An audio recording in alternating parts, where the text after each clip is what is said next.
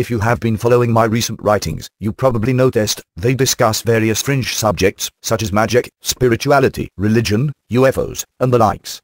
Naturally, I can only expect discussing these subjects would leave the impression I am enthusiastic toward them. Well, I am not. On the contrary, as I explained in these writings, my attitude toward them is skeptic and suspicious.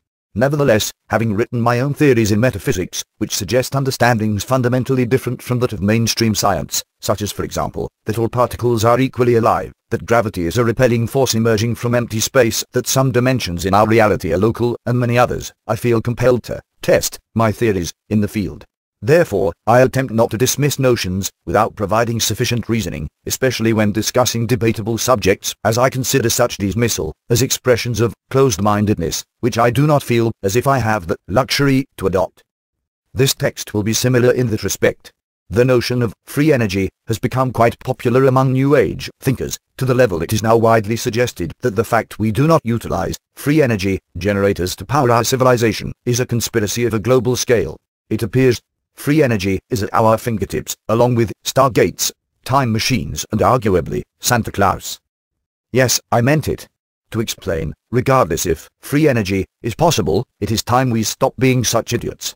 With all due respect, a free energy generator is not something we need to believe in, and we do not require a single rumor or hearsay to convince us it is possible. If we can construct machines that will provide us with free energy, then by all means, it is time we see such devices in action. Instead of babbling on blogs and video streams that such devices are possible or even exist, simply provide proof. Take a video camera, which these days is widely available, show your blueprint for a utilizable, free energy generator, something that could light our home, for example. Show how we can all build it, by exposing its construction, step by step, then show it works. This is all it takes. A simple proof of concept. I mean, why on earth would anyone suggesting free energy is feasible still pay electric bills? Why pay for gas? Why put solar panels on top of your home? Why not build the bloody thing? I mean, with today's electric infrastructure, had we been able to build such devices, we could actually sell free energy to the power companies. So why not? Why not make money this way? Why is it okay to take money for participation in free energy conventions, where thinkers speak for hours about the possibility of realizing free energy, while actually building such devices in our garage is unthinkable? Moreover, why do so many thinkers contending to the feasibility of such technologies seem to center in Las Vegas and Hollywood, which arguably are the world capitals of fantasy and deceit? Considering this, if free energy is possible, why do more serious developers of these technologies not understand the bad stigma these locations have, and hence attempt to distance themselves from them in favor of more agreeable locations, such as the Silicon Valley, for example? There is something deviously manipulative about the manner free energy is suggested to the public, a manner which confirms popular beliefs that the individuals suggesting the existence of free energy, as well as many New Age notions with respect to our consciousness, are manipulative charlatans. Moreover, there is something extremely short-sighted in their suggestions. None of these thinkers seriously discuss the implications of their claims. For example, in the case of free energy, we should ask ourselves, what would become of our civilization had it harnessed this alleged power source? Indeed, if today we could stop paying for the energy we use, either directly, meaning for personal consumption, or indirectly, meaning for the energy others require to harvest our consumables, then we could live like kings, while hardly working. However, what would happen once everyone will have this abundance? Would anyone need to work hard? If not, then what will become of us? What would be expensive when necessities are abundant? What would we need, and would it be abundant as well? I remember, when my service in the Israeli army came to an end, I experienced a somewhat similar sensation. While I hated every second of my military service, the truth is, once I was discharged from this oppressive organization, I literally did not know shit what to do with my life. I asked myself, what now? As if expecting to receive orders, what to do with my civilian life. Many Israelis discharged from their military service experience similar sensations, which usually result with them going on a trip around the world soon after, in an attempt to find themselves. Sadly, in most cases, such trips hardly change much in the long run.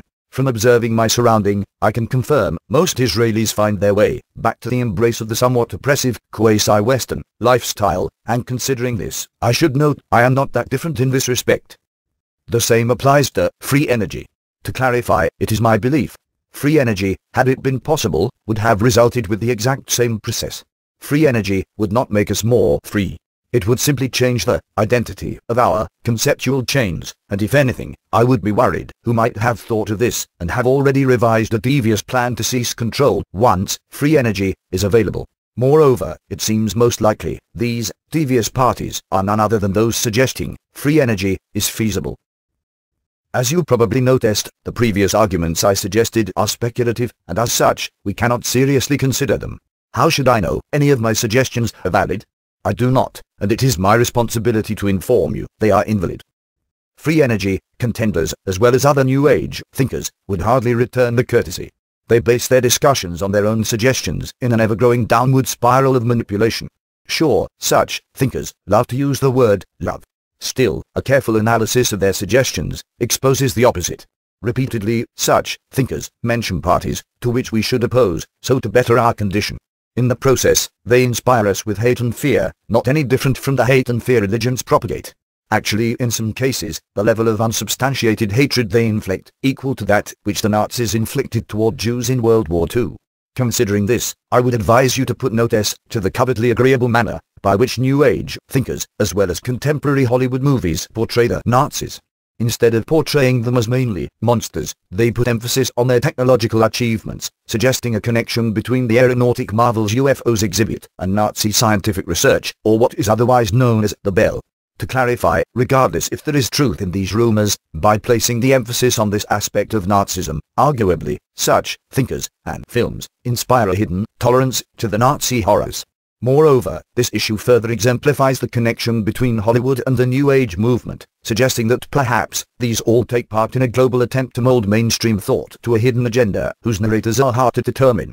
Considering this, I should note that occasionally, such thinkers mention Israel as some type of doomsday war machine, not to mention suggestions Israelis are reptilian beings aspiring for world domination, while from my experience, I can attest, such suggestions are insanely hysterical. Seriously, no Israeli I know of wishes to govern the world, and in the global scale, Israel is but a pawn.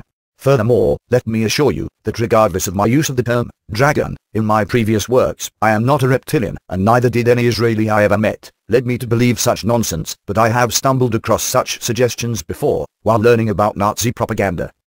In short, there is something extremely wrong happening in the fringe, and it is time we notice it. Already, today, whenever a person attempts to expand his or her conceptual horizons, he or she immediately falls into the New Age niche, a fact which by itself should make us suspicious. To explain, it is unreasonable people would walk around spreading true accusations on sources of power and gather such following. Had there been a true information war between the notions New Age thinkers suggest and ruling parties, be it local, global, the Illuminati, aliens, extra-dimensionals, demons, or what have you, they would have been silenced. Suggesting the fact such thinkers can express their suggestions out in the open is agreeable to all conspirators. The current easiness by which suggestions such as free energy are spread should serve as a red sign saying, it is all bollocks, and the fact it does not should serve as an even bigger red sign saying, this is how we control the opposition. To clarify, it appears, the system controlling us, whatever it might be, keeps its opposition controllable by infecting it with poor argumentation, namely, babbling on the subject instead of providing hard evidence, hence ensuring that even if we think outside of the box, we do not seriously challenge it, as our minds are captured by agents of the system, agents which claim to oppose it, a Trojan horse, so to speak. Actually, considering the link we suggested previously between the New Age movement and Hollywood, it is ironic, as this is exactly the manner the machines handle human rebellious abnormalities in the Hollywood movie The Matrix. Again, these are all speculations.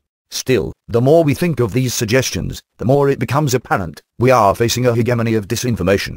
Although sides of which we know attempt to manipulate us, none of them offer us the truth. It is impossible any of them offers us the truth. Maybe free energy is possible, and maybe it is not, but again, words will not light our houses at night. To summarize, it is my advice to you, stop being gullible idiots, refuse suggestions undermining your mind. David Icke rings a bell, and bloody think. At least in this respect, we still have the power.